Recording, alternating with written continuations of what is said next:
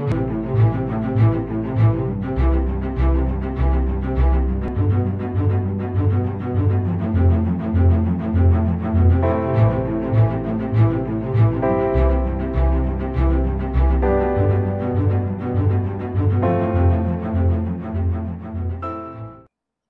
I'm Hunter Schultz, and welcome to Winning Healthcare Food Fights Without the Mess.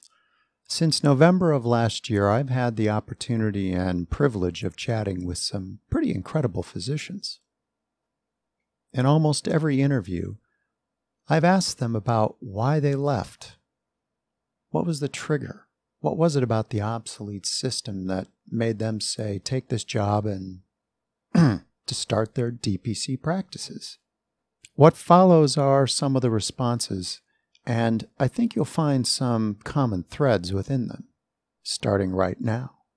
What motivated you to say, I'm going to open up Elite? Well, I had been introduced to the idea of membership-style medicine, or what had previously been called concierge medicine.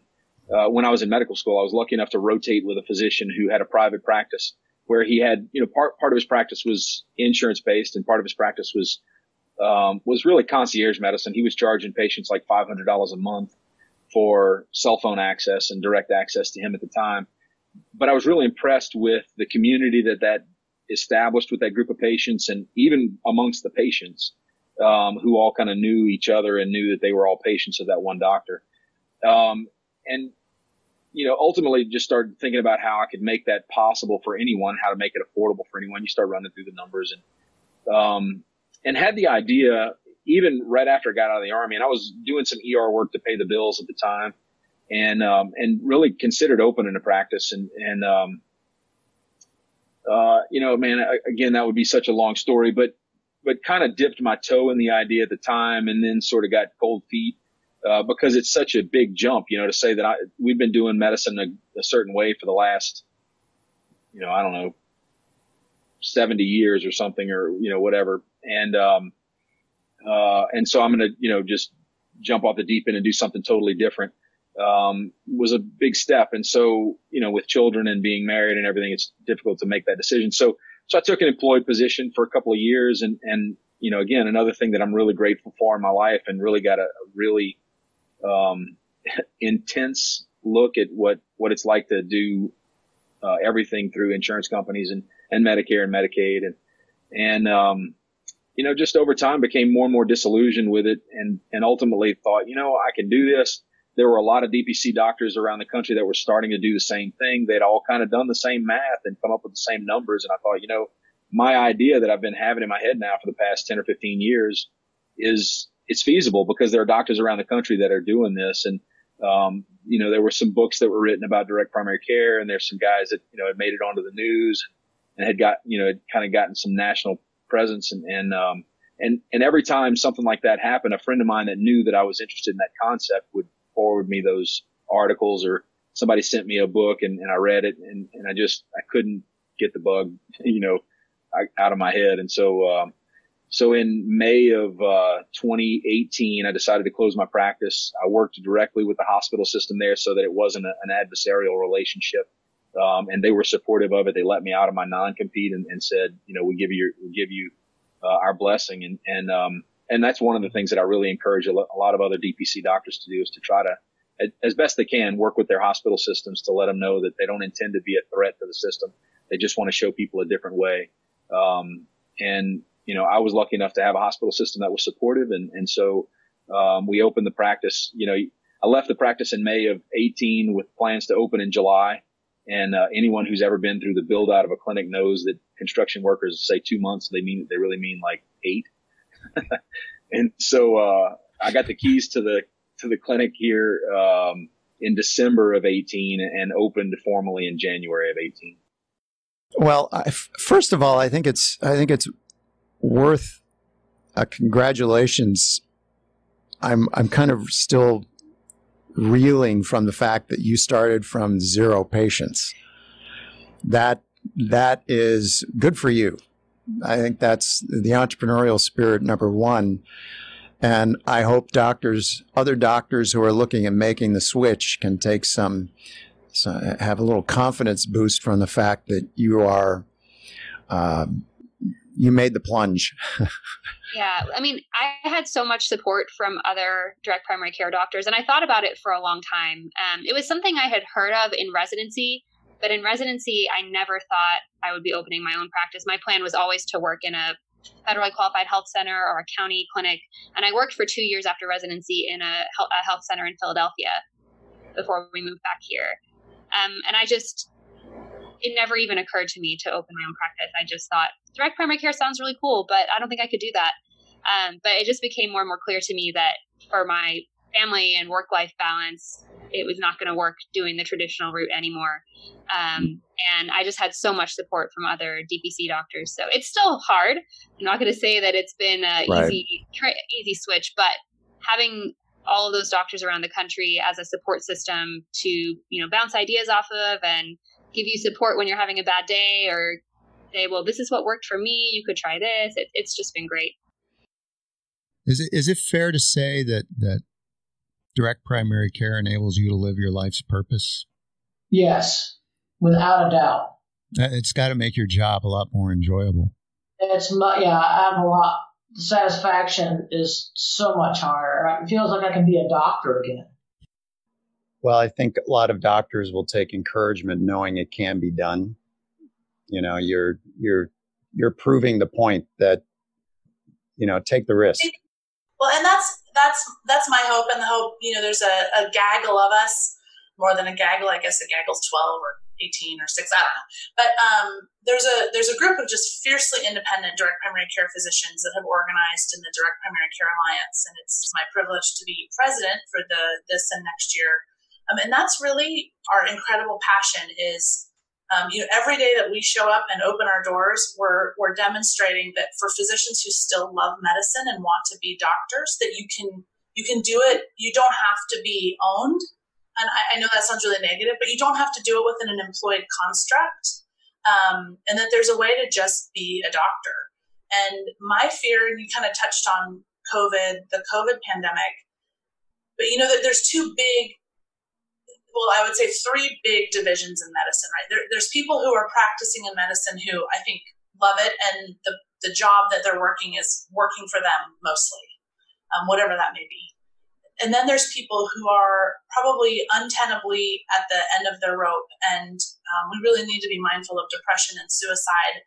But there are people who I want to give a message of strength to say there's a life beyond medicine, and in modern times, very few people start at the age of 6 or 8 or 10 and commit themselves to a career path that they then hold themselves accountable to for the duration of their life.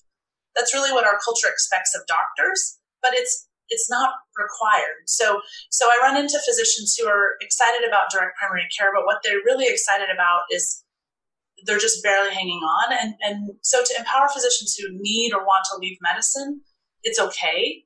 But then for those who maybe just need a break, but really still love the heart of the work and still have a place in it, to know that there's other models, right? So my fear with the COVID fallout, among many, many things, is that we're going to see physicians leaving medicine who, had they maybe figured out there's a bit of a different business model a little bit sooner, might have been able to sustain themselves in this career. Because I want people to leave medicine if medicine can't give to them what they need to care for themselves. But direct primary care, at least for me, is a business model that's very far from perfect, but it really allows me to care for people in an authentic way. And that has provided so many returns for me that it brings me confidence and joy, and it sustains me. It's empowering. It is. And it's fun to feel like a grown-up, it sounds weird to say that, but there's a lot about the culture of healthcare where the most highly trained people in our healthcare system are treated like in the most infantile way, and it's demeaning, and it's destructive. And what's most crazy about it is we have incredibly capable, incredibly tough, incredibly smart people who are in this really strange culture of abuse. My colleague Kenneth Richter, a couple of years ago, he's a DPC doc. He called it Stockholm syndrome, basically, for physicians that, or the golden handcuffs or whatever. But sometimes the thing you know seems okay until you're out of it, right?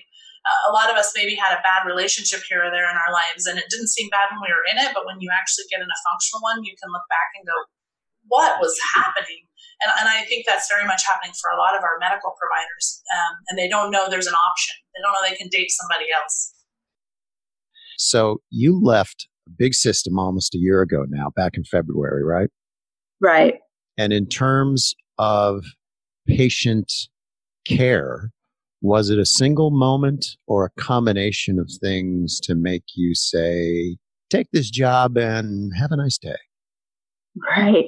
So definitely a combination of things. The access to care and that personal relationship with my patients was a big deal to me. And I had no control over my schedule or ability to enhance those relationships.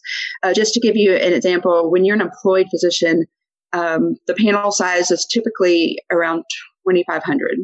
And because I was in an office that had other doctors, I would a lot of times have to see their patients, which was fine. And it's an adequate visit. But I really wanted to focus on my patients and build my patients' relationships so that I could treat them more effectively. And direct primary care really brings that doctor-patient relationship as the most important. So it's a relationship, people over profit, I suppose. What do you recall from, I mean, your first trip there 7, 8 years ago, from your first trip to your last trip? Has it been constant or have there been changes? Well, I will admit that, when I came back from my first year, and my wife, who's not here, but you're more than welcome to interview her because she probably has a more colorful way of describing it. I was a very angry person when I came back. Not angry at anything specifically, but really angry at our own healthcare system, that there were, and what our expectations are as healthcare consumers for the magic pill, the magic test, the magic this, the magic that. I say angry because I really don't know any other emotional word to put in there. Maybe internal angst or frustration, frustration, righteous indignation, or whatever. Where these, the folks that I had interacted with had, they had either had a medical condition that they weren't able to have addressed, or didn't have addressed, or was addressed incorrectly, and they might have had this for months on end. And I come back in the U.S. and a patient calls and says, "I've had a cold for 4 hours. What are you going to do for me?" It's like, what are you talking about? Yeah. So dial 1-800. You're hurting me. Yeah, exactly. You don't have a worm coming out of a body orifice that has robbed you of 50 pounds. Consider yourself lucky. Your nose, if that makes any sense, it's sort of like that. Oh, yeah. Really, angry is not the right word, I guess. Just kind of internally frustrated with just. You have no idea how blessed you are, sir. If you had a worm coming out of an orifice, then, exactly. And it's tough to say that to a patient, right? Yeah, or just the rampant malnutrition, or not having a clean water supply, or a lot of stuff just goes on and on and on. And I come back less that way with each trip, but just realizing how blessed we are. And people can complain about the United States all they want, all day long, particularly currently they are. But the reality behind this is it's the best country in the world. People have no idea what it's like to forage for food or to find a clean water supply. Those are some great insights to consider about your physician and the system they're in. And again, I would remind you to blame the system first and not your physician. After all, medicine's been changing for the last 20 years, but the system itself has been around since roughly 1965.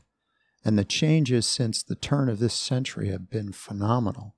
Genome is one example. But you don't have to take my word for it. Have a chat with your doctor about medicine's personalization and how much time it's going to take to sort through all the variables that we have now. Between genome, gut microbiome, wearable devices, there's a lot of information doctors have to sort through. And do watch their reaction when you ask them. Where's all this time going to come from, Doc? For Winning Healthcare Food Fights, I'm Hunter Schultz. Stay healthy, wash your hands a lot, at a minimum, and there you are.